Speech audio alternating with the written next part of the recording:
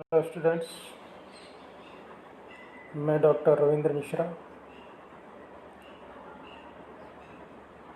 बाबू Shobharam government arts college Alwar, subject geography. आज BA part second के लिए मानव भूगोल में मानव भूगोल की विचारधाराओं के बारे में मैं आपको बता रहा हूँ। मानव अपनी प्रारंभिक स्थिति में वातावरण का एक तत्व था, इसलिए मानव को अपने वातावरण का जीव कहा गया। वातावरण ने ही मानव को पाल पोस कर अनेक कठिनाइयों में उलझाकर कठिनाइयों से पार करने का मार्ग सुझाया। वातावरण ने ही मानव को ठोकर मारकर गिराया, उसी ने उसको दोबारा उठाया, चलना सिखाया और दौड़ना सिखाया। इन कठिनाइयों और थपेड़ों को झेलता हुआ मानव अपने अस्तित्व को बचाते हुए अनेक प्रकार के मानवीय वातावरण के भूदृश्यों को स्थापित करने में सफल हुआ। प्रारंभिक जीवन में मानव अपने भोजन के लिए केवल आखेट एवं एकत्रीकरण पर निर्भर था।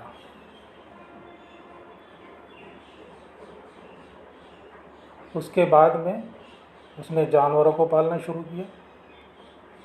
वे जानवर उसके पहरेदार बन गए। फिर मानव ने दूध के लिए, मांस के लिए जानवरों को पालना प्रारंभ किया। कुछ खाद्य पदार्थों के पौधों को उगाना सीख लिया और धीरे धीरे कृषि के कार्य में लग गया। अपनी बुद्धि व क्षमता का उपयोग करके मानव अपने वातावरण के व्यवधानों को दूर करने लगा और कभी कभी उसको यह लगा कि वह वातावरण को नियंत्रित कर सकता है, परंतु जिन क्षेत्रों में वह ऐसा नहीं कर पाया तो उसने प्राकृतिक वातावरण की उच्चता को स्वीकार कर लिया। मानव की इस क्रिया प्रतिक्रिया वातावरण की श्रेष्ठता तथा वातावरण को नियंत्रण करने की प्रक्रिया ने मानव भूगोल के दो प्रकार के भूदृश्यों को जन्म दिया। पहले प्रकार के भूदृश्य वे थे जिसमें मानव प्रकृति के नियंत्रण को स्वीकार करता था। दूसरे प्रकार के भूदृश्य वे थे जिसमें मानव की श्रेष्ठता दृष्टिगोचर होती थी। भूगोलवेत्ताओं ने इन दो प्रकार के भूदृश्यों को क्रमशः वातावरण निश्चयवाद और संभववाद का नाम दिया।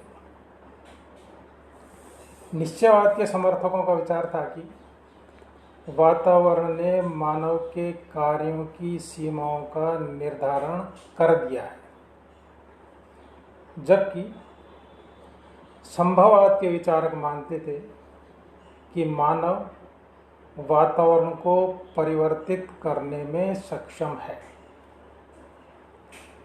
इन दोनों विचारधाराओं के तर्क वितर्क के बाद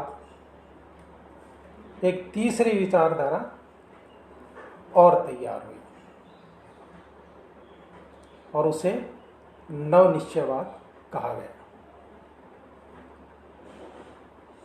इस तरीके से भूगोल में जो विचारधाराएं बनी वो तीन तरह की हुई। एक वातावरणवाद या निश्चयवाद, दूसरा संभववाद और तीसरा नवनिश्चयवाद।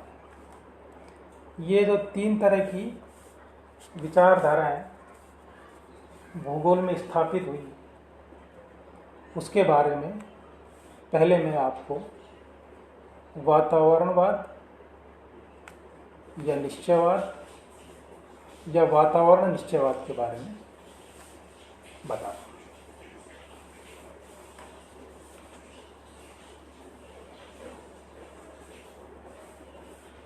हालांकि मनुष्य के जीवन की क्रियाओं पर वातावरण के प्रभाव को तो प्राचीन भारतीय और यूनानी विद्वान भी मानते थे, परंतु इस विचारधारा का जो विधिवत विकास हुआ वो जर्मनी में हुआ। जर्मनी में कांट, हम्बोल्ट, रिटर, रेटजेल आदि विद्वानों ने अपने ग्रंथों में वातावरण के तत्वों का मानव जीवन और मानवीय क्रियाओं के प्रभाव को वर्णित किया। वातावरण निश्चयवाद वातावरण को प्रधानता देता है। इसके अंतर्गत यह विचार किया गया है कि किसी प्रदेश की स्थिति, भूरचना,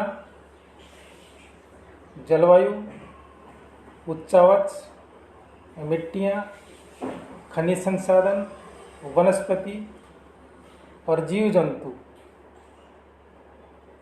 के द्वारा उस प्रदेश में निवास करने वाले मानव वर्ग के शारीरिक स्वास्थ्य, भोजन, वस्त्र, मकान, उद्योग धंधों, सामाजिक संगठन और संस्कृति का प्रारूप निश्चय करता है।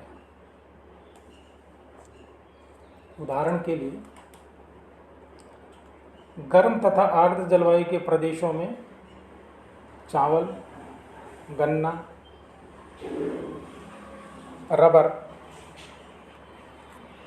जूट, चाय, नारियल आदि का उत्पादन होता है तथा इस उत्पादन के अनुसार ही मानव वर्ग के भोजन, वस्त्र, मकान, उद्योग आदि भी होते हैं। समशीतोष्ण जलवायु के प्रदेशों में गेहूं, चुकंदर, अलसी,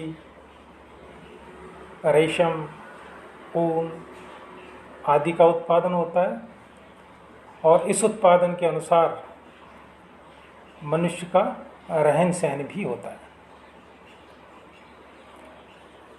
टुंड्रा जैसे ठंडे प्रदेश में कोई फसल उत्पन्न नहीं की जा सकती, अतः वहाँ के निवासियों को सील मछली, बारहसिंगा के मांस, खाल और हड्डियों से भोजन, वस्त्र, तंबू, स्लेज आदि की व्यवस्था करनी पड़ती है। उष्ण मरुस्थलों में जल की कमी के कारण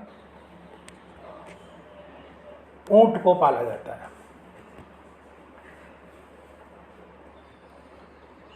महासागरीय तटों के निवासी मत्स्य उद्योग तथा जहाज निर्माण में कुशल होते हैं। पर्वतों के मनुष्य वनों की उपज तथा पशुचारण, जिसमें भेड़ बकरियां सम्मिलित की जाती हैं, इनका कार्य करते हैं।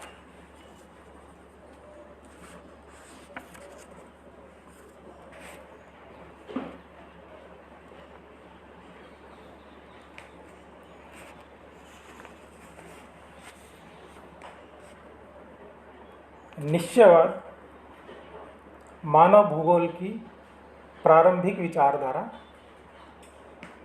है। वास्तव में उस समय मानव यंत्रों का विकास नहीं कर पाया था और वह प्रकृति के सामने असहाय दिखाई देता था। इसलिए उस समय के भूगोलवेत्ता प्रकृति को मानव के कार्यों पर नियंत्रक की तरह देखते थे। मानव भूगोल के जन्मदाता, इसीलिए मानव भूगोल की परिभाषा में कहते हैं, मानव भूगोल के दृश्य सर्वत्र ही वातावरण से संबंधित होते हैं जो स्वयं भौतिक दशाओं का योग होता है। कुछ उदाहरणों के द्वारा इसको और समझा जा सकता है। पूर्वी भारत में चावल व जूट, पश्चिम भारत में गेहूं, चना, मटर इत्यादि तथा राजस्थान में ज्वार बाजरा की फसलों का उत्पादन प्रकृति के द्वारा ही निश्चित किया गया है। प्रारंभ में जो फल और सब्जियां होते थे उनको सुरक्षित रखना असंभव था, इसलिए प्रारंभ में जो भी सीजन में पैदा होते थे उनका इस्तेमाल उसी वक्त किया जा सकता था और वर्ष भर उनको संभाल के रखना संभव नहीं था।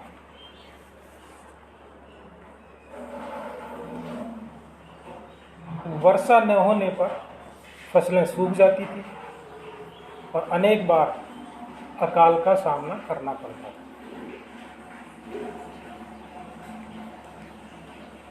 मानव का भोजन, वस्त्र, वेशभूषा तथा आवास प्राकृतिक वातावरण से प्रभावित होते थे। मानव के शरीर का गठन प्राकृतिक वातावरण निश्चित करता था। कि अभी अगर इसको ये देखा जाए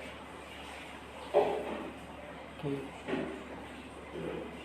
जैसे न्यूजीलैंड में लोग लंबे होते हैं, पहाड़ी इलाकों पर लोग कद में छोटे होते हैं।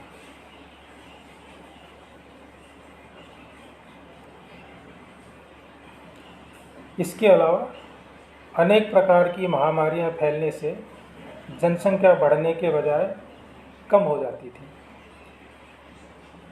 भारत में भी ये 1910 के आसपास जो महामारियां फैली थी उससे बहुत सारे लोगों की जान गई थी।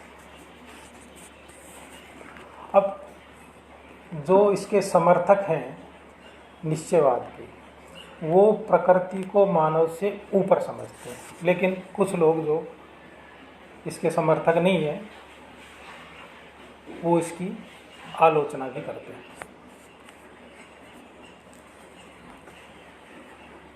20वीं सदी के प्रारंभ में ही मानवीय कार्यों का प्रकृति पर प्रभाव दृष्टिगोचर होने लगा था। मानव ने नई नई मशीनें बनाई, नदियों से नहरें निकाली, भूमिगत जल को निकाला, परिवहन के साधनों का विकास किया गया। इस तरीके से जो इसके विरोधी हैं वो कहने लगे। सिंचाई सुविधाओं का विकास करके फसलों के क्षेत्र में परिवर्तन किया गया।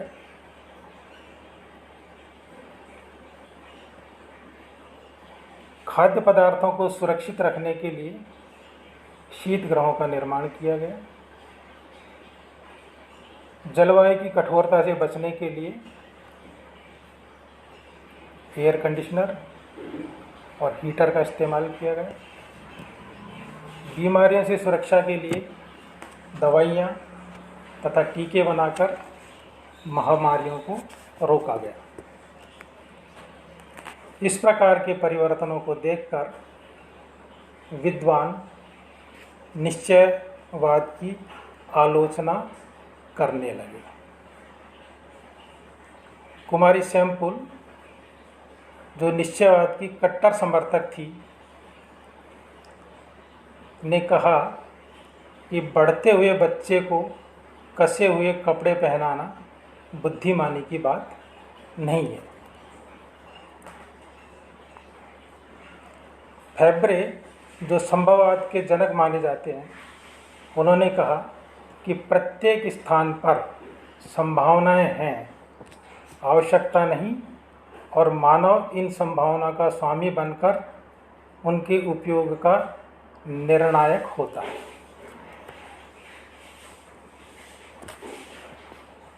जब इस तरीके की विरोधाभासी बातें इन विचारधाराओं में आने लगी, तो एक तीसरी विचारधारा, जिसे नवनिश्चयवाद कहा गया, का जन्म हुआ। और भूगोल में 3 विचारधाराएं, एक वातावरण निश्चयवाद, एक संभववाद, एक नवनिश्चयवाद का जन्म हुआ। आज इतना।